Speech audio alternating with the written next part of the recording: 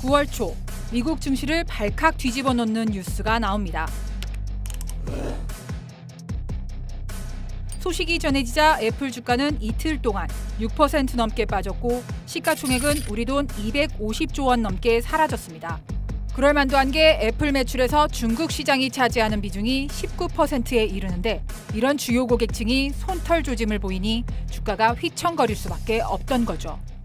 미국의 대표 기업이 휘청거리자 당장 미국 정가에서는 중국 정부를 저격하는 발언이 나왔고 미 정부가 중국 통신부품 업체 2곳을 정부 거래 대상에서 제외하려는 움직임까지 포착됐습니다. 중국은 아랑곳하지 않고 오히려 미국을 저격합니다.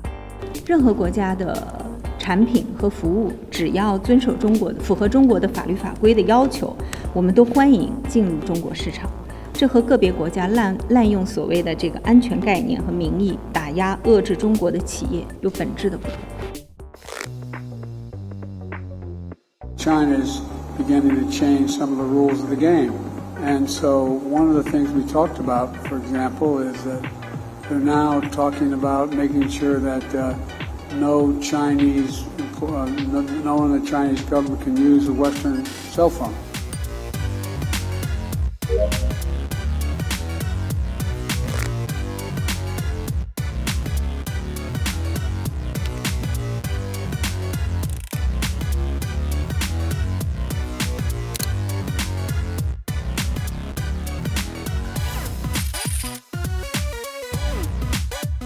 但是近期我们确实注意到，有很多媒体爆出苹果手机的有关安全事件。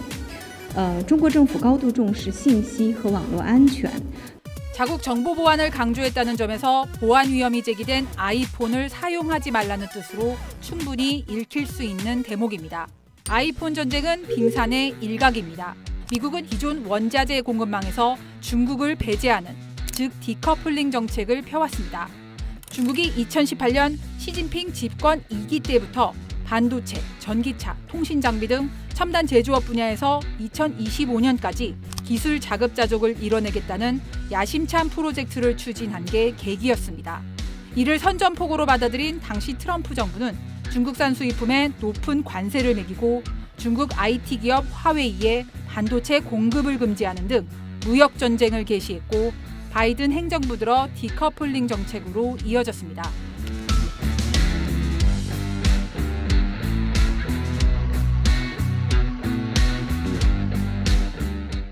그러나 중국 공급망 의존도가 큰 프랑스와 독일 등 일부 EU 국가들이 디커플링의 비협조적으로 나오자 미국은 올해 들어 한결 완화된 디리스킹, 즉 위험 제거 정책으로 선회합니다.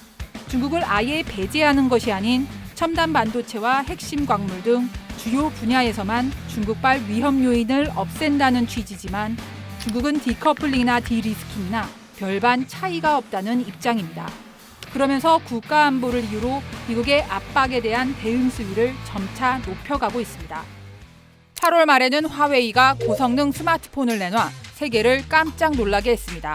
2년 넘게 이어진 미국의 기술 규제를 뚫고 자체 반도체 칩으로 만든 신제품을 그것도 미국 상무장관이 중국을 방문하는 동안 깜짝 출시했다는 점에서 다분히 미국을 겨냥한 이벤트가 아니었냐는 해석이 나왔습니다. That wasn't an accident. They chose you as an important symbol of their accomplishment. I was obviously, I don't know what the right word, upset, grief, when I saw the Huawei announcement. I promise you this. Every time we find credible evidence that any company has gone around our export controls, we do investigate.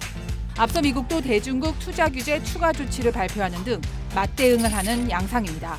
불똥은 우리나라로도 튀었습니다. 화웨이가 최근 내놓은 스마트폰에 SK 하이닉스 반도체가 들어갔다는 외신 보도가 나오자 하이닉스는 미국의 수출 규제를 준수해왔다며 부랴부랴 진상조사에 나섰고 중국의 반도체 공장을 둔 삼성 역시 미국의 추가 규제에 촉각을 곤두세우고 있습니다.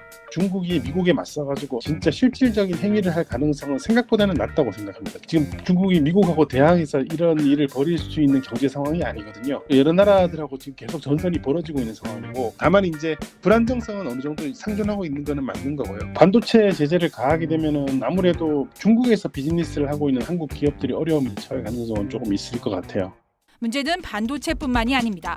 중국이 원자재 공급망을 쥐어툴수록 우리 경제의 타격은 더욱 커집니다.